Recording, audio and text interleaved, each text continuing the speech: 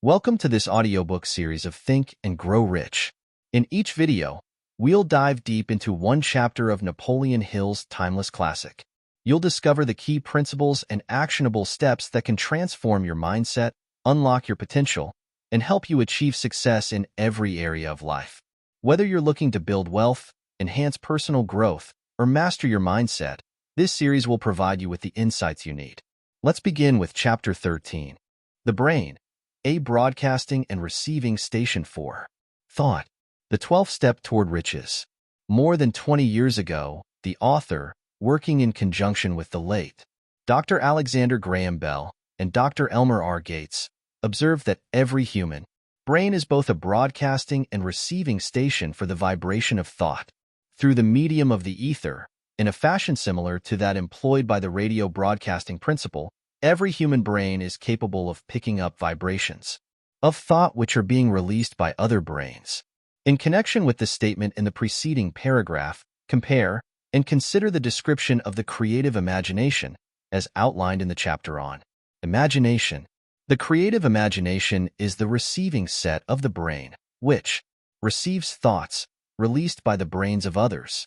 It is the agency of communication between one's conscious or reasoning mind and the force sources from which one may receive thought stimuli.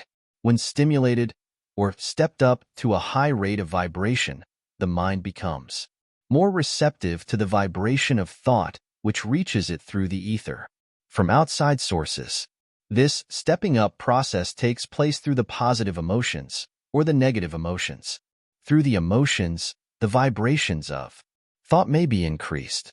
Vibrations of an exceedingly high rate are the only vibrations picked up and carried by the ether from one brain to another. Thought is energy traveling at an exceedingly high rate of vibration. Thought, which has been modified or stepped up by any of the major emotions, vibrates at a much higher rate than ordinary thought, and it is this type of thought which passes from one brain to another through the broadcasting machinery of the human brain. The emotion of sex stands at the head of the list of human emotions, as far as intensity and driving force are concerned. The brain which has been stimulated by the emotion of sex vibrates at a much more rapid rate than it does when that emotion is quiescent or absent.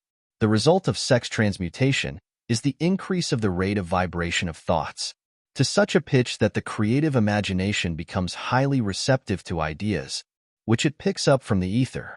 On the other hand, when the brain is vibrating at a rapid rate, it not only attracts thoughts and ideas released by other brains through the medium of the ether, but it gives to one's own thoughts that feeling which is essential before those thoughts will be picked up and acted upon by one's subconscious mind. Thus, you will see that the broadcasting principle is the factor through which you mix feeling or emotion with your thoughts and pass them on to your subconscious mind.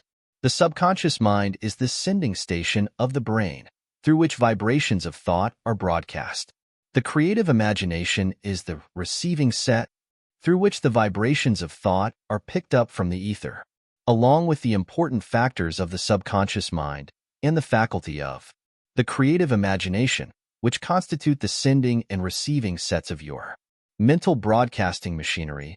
Consider now the principle of autosuggestion, which is the medium by which you may put into operation your broadcasted station.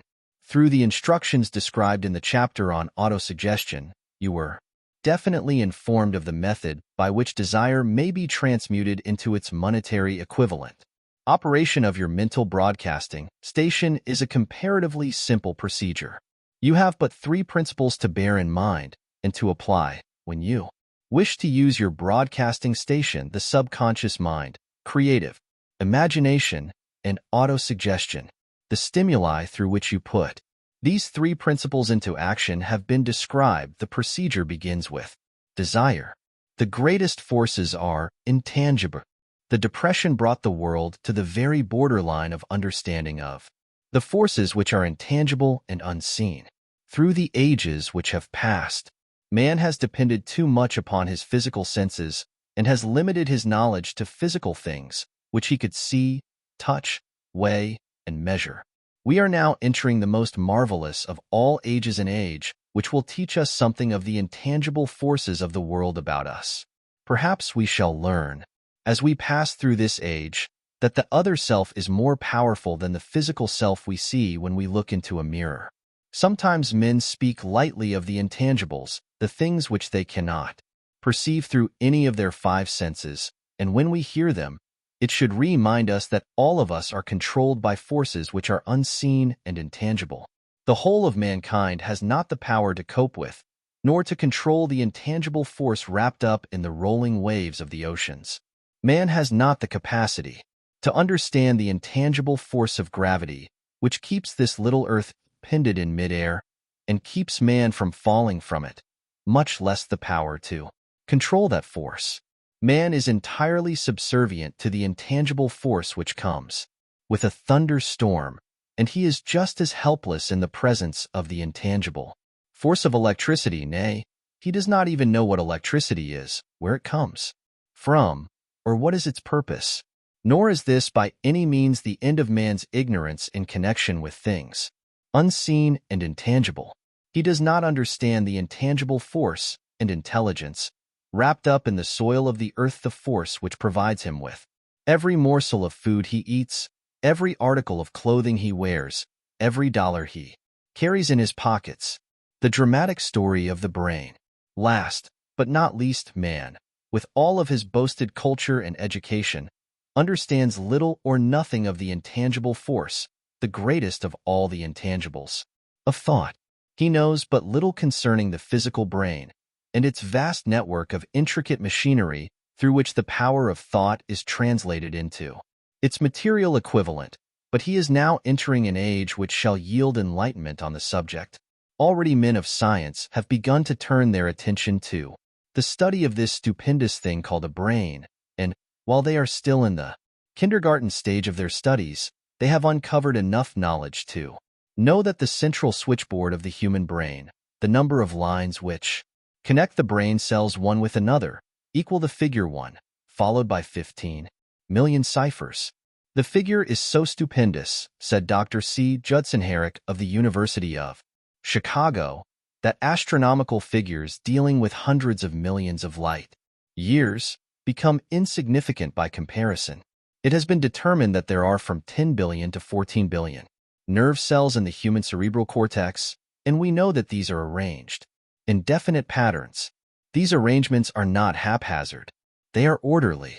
Recently developed methods of electrophysiology draw off action currents from very precisely located cells or fibers with microelectrodes, amplify them with radio tubes, and record potential differences to a millionth of a volt.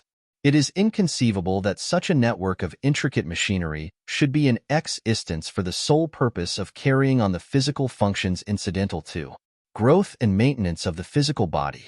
Is it not likely that the same system, which gives billions of brain cells the media for communication one with another, provides also the means of communication with other intangible forces? After this book had been written, just before the manuscript went to the publisher, there appeared in the New York Times an editorial showing that at least one great university and one intelligent investigator in the field of mental phenomena are carrying on an organized research through which conclusions have been reached that parallel many of those described in this and the following chapter. The editorial briefly analyzed the work carried on by Dr. Rhine and his associates at Duke University, viz., what is telepathy?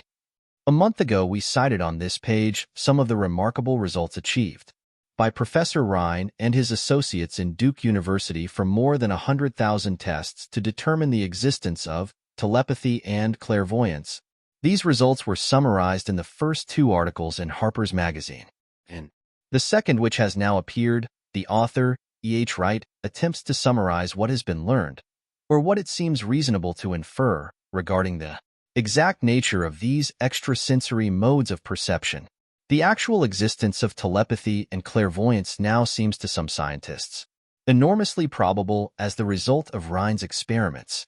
Various percipients were asked to name as many cards in a special pack as they could without looking at them and without other sensory access to them. About a score of men and women were discovered who could regularly name so many of the cards correctly that there was not one chance in many a million of their having done their feats by luck or accident. But how did they do them?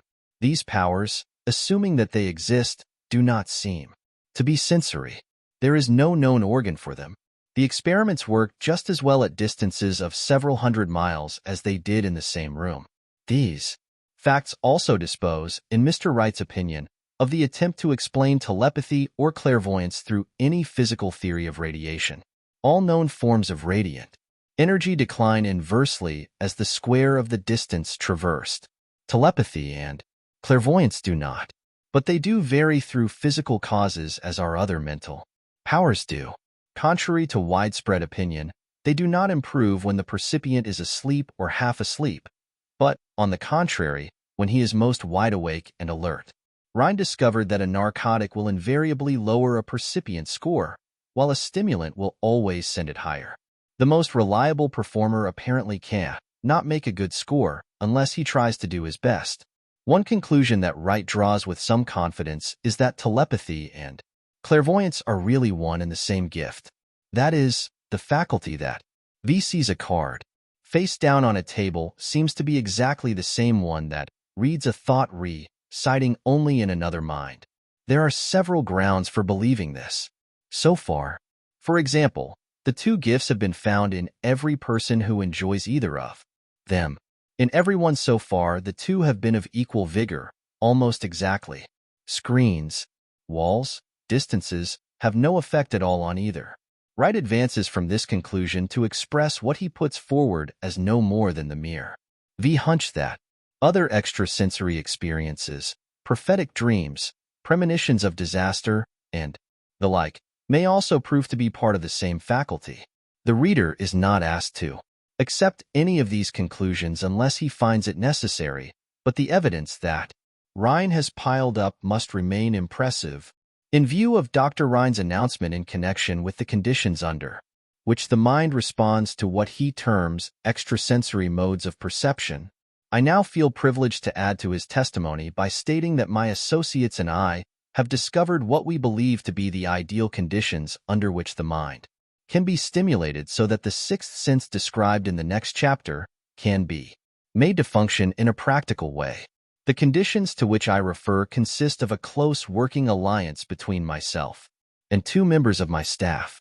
Through experimentation and practice, we have discovered how to stimulate our minds by applying the principle used in connection with the invisible counselors described in the next chapter, so that we can, by a process of blending our three minds into one, find the solution to a great variety of personal problems which are submitted by my clients. The procedure is very simple. We sit down at a conference table, clearly state the nature of the problem we have under consideration, then begin discussing it. Each contributes whatever thoughts that may occur. The strange thing about this method of mind stimulation is that it places each participant in communication with unknown sources of knowledge definitely outside his own experience. If you understand the principle described in the chapter on the mastermind, you of course recognize the roundtable procedure here described as being a practical application of the mastermind. This method of mind stimulation, through harmonious discussion of definite subjects between three people, illustrates the simplest and most practical use of the mastermind. By adopting and following a similar plan, any student of this philosophy may come into possession of the famous Carnegie formula briefly described in the introduction. If it means nothing to you at this time, mark this page and read it again after you have finished the last chapter. The depression was a blessing in disguise. It reduced the whole world to a new starting point that gives everyone a new opportunity. Thank you for listening to this chapter of Think and Grow Rich. I hope you found the insights valuable and that you're inspired to take action toward your goals. If you enjoyed this chapter, don't forget to like, subscribe, and turn on notifications so you never miss a new video in this series. Remember, success begins with the right mindset. Keep growing and keep striving. See you in the next chapter.